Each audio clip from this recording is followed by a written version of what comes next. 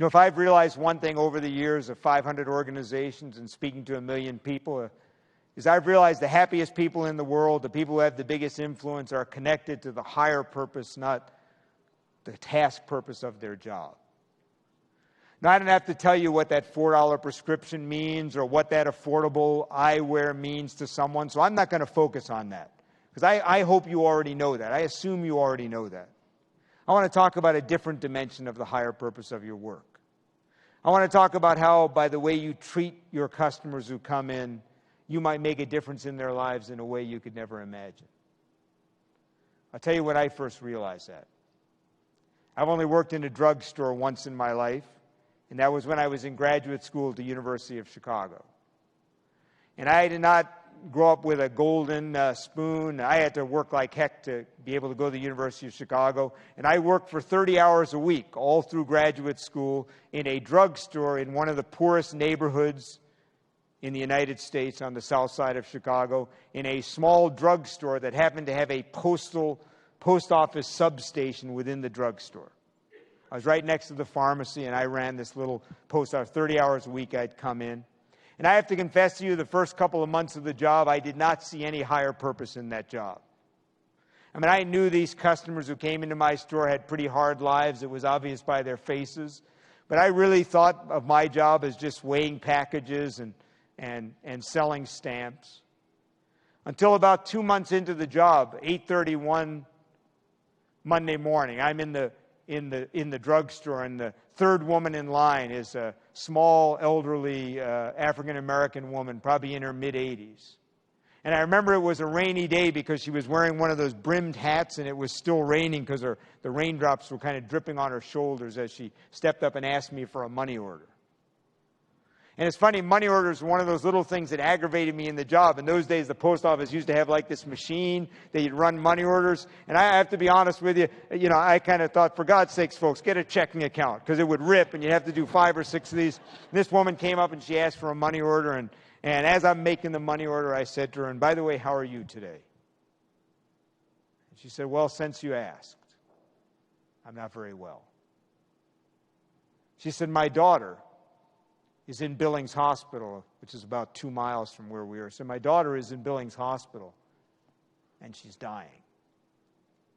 She said, in fact, the doctors told me that she may die today. She may die tomorrow. Any day now, she's going to die. She said, and I should be there. She said, for God's sakes, I should be there by her side. She said, but if I don't pay my rent by 5 o'clock today, they're going to evict me. She said, and those lousy people who run my apartment building will not let you pay in cash. She said, I had no one in the world who could come and get this money order for me but myself. She said, but I should be there. For God's sakes, my daughter is dying. Now, I have to confess to you, I don't remember much of what I said to her that morning. I do remember the first time in 2 months it occurred to me I may make a difference in that drugstore. At the end of our conversation, she thanked me, and I'll never forget this as long as I live. She walked to the door of the drugstore, probably as wide as this room is. She walked I was already dealing with the next customer in line, and I watched her as she turned around, and she walked back down the aisle. And she came back behind the counter of the little postal substation, and she interrupted the next customer who was already doing business with me. And she put her shaking, feeble hand on my forearm, and she looked me in the eyes. And she said, son, she said, I just want to thank you. I just want to thank you for being so kind. You do know, don't you? You do know, don't you? You made my day.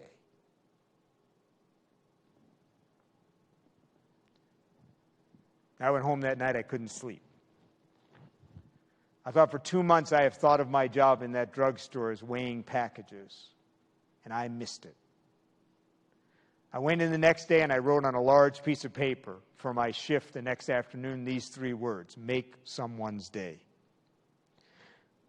First woman in line the next morning is another elderly woman in a bright orange, almost pulsing neon dress. And as she's fumbling with her mail, I said, my, you look good in that dress this morning. And I have to confess, she looked around, saw only men behind her, and she blushed. She goes, oh, go on. But I knew. I'd seen that woman in the post office. She came about once a week with her bag, probably got out maybe once a week. She took all that time to do her makeup. She was probably 82, 83 years old. She dressed in her finest wear, and I'm guessing no one noticed. But I started noticing. Now, I have to admit I didn't have too many more people in line the rest of those 3 years that I worked in that post office who were dying of cancer or had someone who were dying of cancer.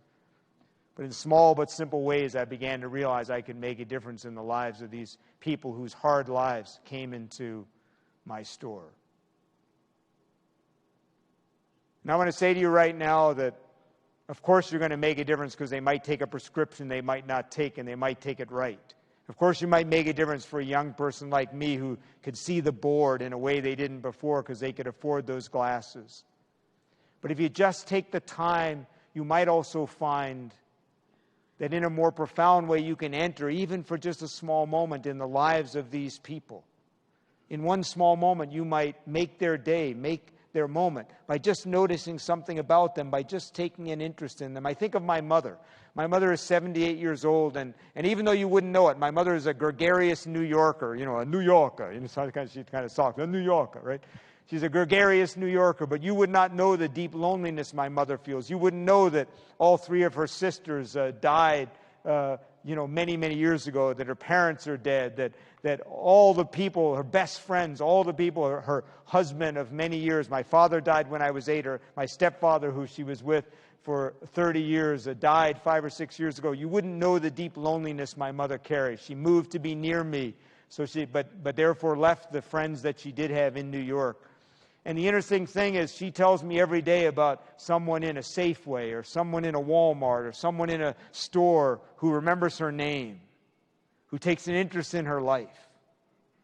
And I'm sure they don't think it's a big deal, but you know what? It's a big deal.